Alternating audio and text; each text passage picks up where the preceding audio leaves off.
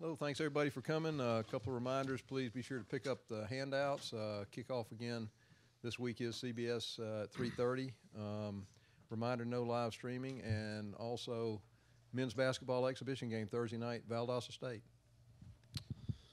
Thanks, Claude. Well, we're on South Carolina, a team that's really hot, playing well. You know, they're playing with a quarterback who I got a lot of respect for and know from his days over in Opelika. And we did not play against him last year. So they've got a new spark of energy and playing really well this year. I've had some tough injuries, but have played through them. And I think Will's doing a great job over there with the team, the morale and the energy they play with. They're running the ball much better. They got more experienced players on defense, and they've always been good on special teams. I think they're one of the best special teams groups when you talk about all the units, everything together that we'll play this year. So it'll be a great opportunity to come play in Sanford Stadium and expect our fan base to turn out for what I expect to be a great game.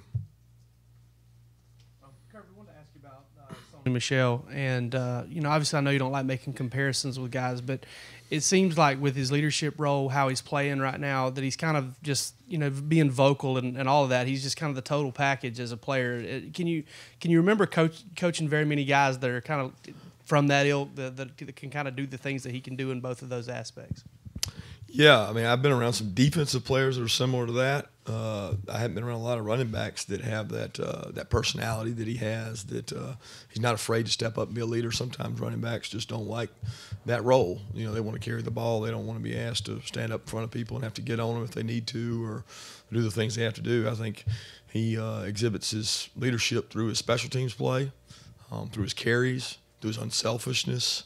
So when he speaks, people listen because they take pride in the fact that he gives all the effort himself. So when he speaks, everybody wants to listen, and he's been a great asset for us.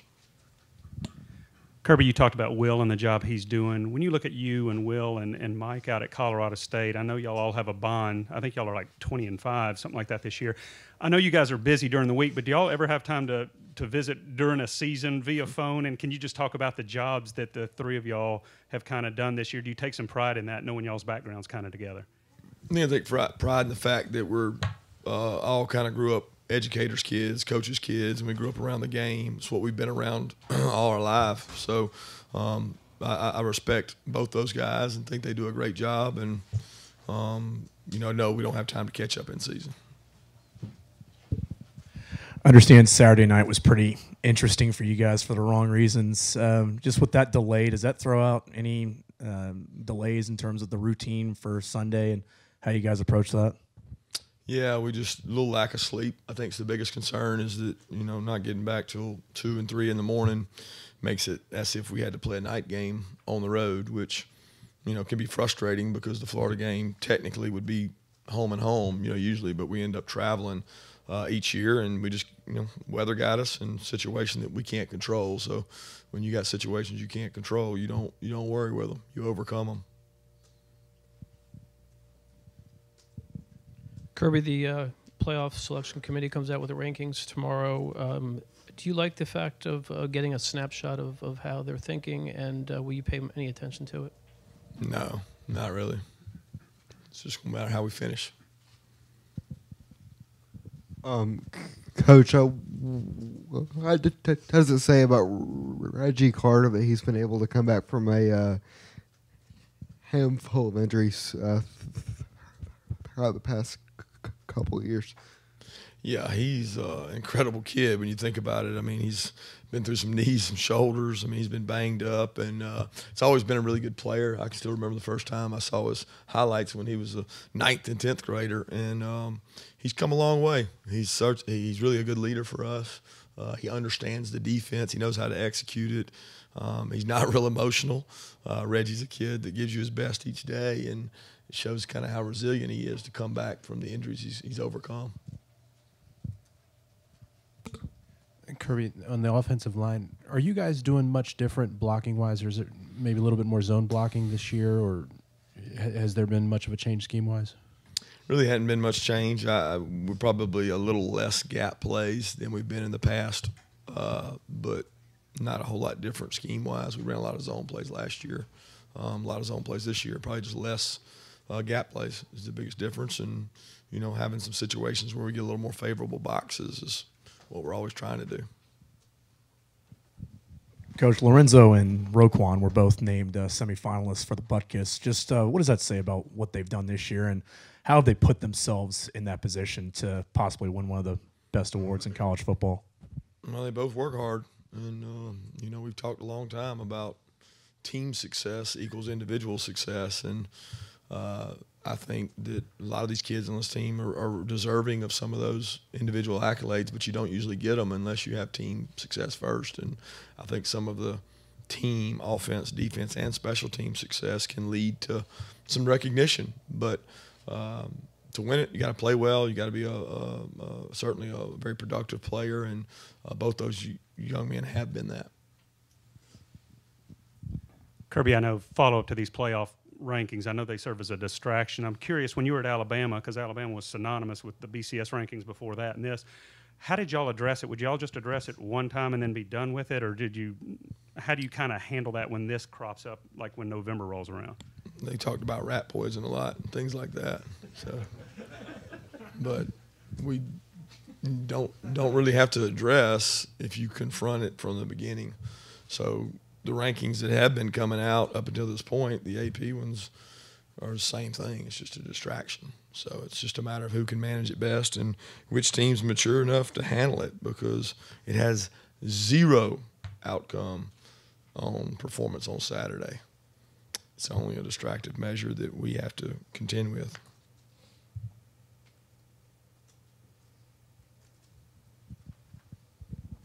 Following up on Reggie Carter, how have the inside linebackers done? I know you've had a player at last few games, along with Roquan, those guys filling in the gaps there.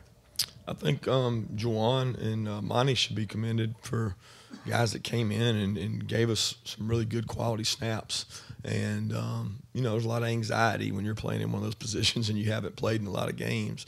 And getting through that anxiety, I think it's going to pay off next year. And the next year for us, getting those young guys some reps. I mean, they take a lot of practice reps. I mean, you guys don't give them much credit for all those reps they take, but then they go in the game. We expect them to go in there and execute, and they've done that pretty well so far. And talking about Bentley for South Carolina, of course, he went through his own freshman growing pains last year. How does some of what you saw maybe compare to what you've seen with your two guys over the past two seasons? Yeah, I didn't see a lot of the growing pains. I got to watch several games in the off season, but as we played him, he had not played much. And then after our game, he came in and really played well, and he's played well this year. So I don't even see him as a freshman. He's not. I mean, he is a sophomore, but I don't even see him that way last year. He's just been around the game his whole life. So the guy knows where to go with the ball. He understands the offense. He does what they ask him to do really well. He's really athletic. And he was a good athlete in high school and went through a knee injury, but he's running the ball well now. Questions? Kirby, can you talk about the play of Solomon Kinley? And you played here a generation ago or whatever. Do you still marvel at the size of Solomon and some of the linemen that are in the league now? Yeah, Solomon's since the ankle injury, he's been much more consistent. I think part of his deal is staying healthy. He's a very bright, articulate young man and enjoys the game of football and has fun playing. He's a joy to be around. He's still got a lot of areas to improve on and work on. He's not always the best practice player, and he knows he's got to work at that. And he covers people up well. And as he gains more strength and more quickness, I hope he'll begin to get more movement and become a dominant guard to where he can reach his full potential. But he's not there yet. And to the size of the linemen, they just keep getting bigger. I mean, I thought they were big when I was here, so they just keep getting bigger. Kirby, do you anticipate opposing defenses to throw more and more resources at slowing down Nick and Sony? And do you think they're going to get into a game where you're going to need Jake to throw a lot of passes? Well, you can't put any more in there than they're already putting without uncovering somebody. So if you saw the Kentucky-Florida game, if Jake can just throw it to the ones that they don't cover, we'd be okay. But they can't put many more in there than they are. So ultimately it comes down to, can we block the ones that are in there? And the ones we can't block, can we make them miss or make them further away? And then ultimately you're going to run up against somebody that is stout enough that you can't block them. And that could come any week, and we got to be able to throw the ball. I mean, we got to be able to throw the ball at accuracy and high percentage throws, and they're hard to find with the way people are playing us. So we hope to keep improving. Coach, over here, you've talked about needing more depth and wanting more size, and you know, a lot of different things you're looking for improvement on. But overall, you're winning your SEC games by 32 points a game. Are you ahead of schedule? You know, when you're talking about all the things you wanted to address when you got here, I mean, 2 in the country, is it a little bit ahead of where you thought you might be at this point? I'll be honest with you, there's no schedule. I mean, they don't write a book on it and say, this time you got to be here and this time you got to be here. You know, it's not really done that way. It's done each year independent of the previous. And this year's independent of last year, just like next year will be independent of this year. And you try to reshape your team based on the personality it takes on. And we're worried about this year, and we're worried about South Carolina right now. That's all I'm thinking about. Coach, with your receivers not getting as many passes, I guess, as maybe they would like or you'd expect with the backfield as deep as Georgia's, how have you seen their role change? Or how have they grown in a way to, help you guys produce on the field? Well, first I think they've matured because it's not about them. It's about the team. And there's been no selfishness in that room. And that's one of the things after the game, first thing I did was commend the receivers because it's not always in their DNA to be comfortable with that role. But they've also embraced that when they get their opportunities, they're going to make the most of them. And most of them have done that, given the opportunity. They know the time and place is coming for them to make plays. They understand that during the week they get to work on that part of their game. It just so happens that for 45 plays in the game, I guess 38, 37 of them, they didn't get to work on that part of their game. But they'll get to today, and they get to go against some pretty good players, and we continue to try to develop that part of our game. Kirby, this is kind of an obvious question, but what are the benefits of when you have running backs like Sony and Nick, and they don't have a game all year where they have more than 16 carries? I mean, what are the benefits of having them fresher late in the season? Yeah, I think you could ask a lot of teams in the country that question, and they would say it's a huge benefit. We probably take it for granted, to be honest with you, because we don't look at it that way until you look at somebody you're playing and they say, well, we got this back out, this back bruised up, this guy beat up, and it's not because of the last game. It's because of the cumulative effect of the 15 to 20 carries. But we've certainly had a lot of carries to spread amongst a good group of backs. But I continue to say and harp upon, it's not what our backs do with the ball that's special to me. It's what they do without it. It's the special teams. It's the punt coverages by Sony, the protections by Swift. I mean, there's so many things that they're good at. You know, Swift's probably our best pass protector back there, and he does a really good job. What's the biggest improvements, Coach, you want to see from last week to this week? Same thing. We got a lot to improve on. We got to tackle better on defense. I mean, we didn't tackle probably our poorest game. Gang tackling, getting guys to the ball. Run defense was poor. You know, offensively, we didn't execute real well. The series we did, it was great. But when we didn't, times we went backwards. And we just got to play more fundamentally sound and more clean, we call it. Execute the assignments. And, you know, we get sloppy. And that's the disappointing part. You're looking to play a clean game, and we get sloppy in the second half several times. Kirby, obviously you guys had a well-regarded recruiting class. Do you remember the recruitment of Jemias Williams and how that went down? Yeah, Jemias chose to go to South Carolina. I'm happy for him. He's playing really well for them. Talented young man that's playing a good role, really good role for them, and he's a good football player. To follow up on what you just said about DeAndre Swift and being the best pass blocker, I remember you saying something early in the season that he really enjoys blocking. How rare is that for a first-year guy to enjoy it that much and to be so good at it? Well, I think it comes from the fact that he's got two older brothers who have taught him it's important. You know, when you look at Nick and Sony and what they've done over their history of being here, protecting, blocking for each other, whether it's a downfield play and they're a guy that has to convert and go block for a receiver, they do a good job doing it.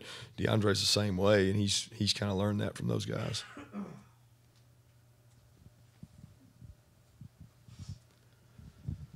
Coach, when you're facing a friend like Will, Is it a little more fun, more competitive to face someone like that? Like, I mean, when I go jogging with my friends, I want to beat them versus like just a regular person. So does it add a little more, a level of competitiveness or anything like that? I don't think so. I mean, you want these players to have success, and I want my players to have success just like he wants his players to have success. It's not about Will and I. It's not about us. It's about the players, and I think he'd be the first to tell you that. Last question? Anyone? Okay, last question. Kirby, South Carolina, they've gotten around 200 rushing yards in the last couple games in each one. What have you seen improvement-wise from what they've been able to do on the ground? The offensive line, I mean, much more physical, dominant up front, and they really come off the ball low. They got some big guys. They're committed to it. We got 2 good blocking tight ends, and the backs are running really hard. And when you watch them, I mean, they do a really good job. And after our Florida game, that's something we got to really improve on. Thanks, guys.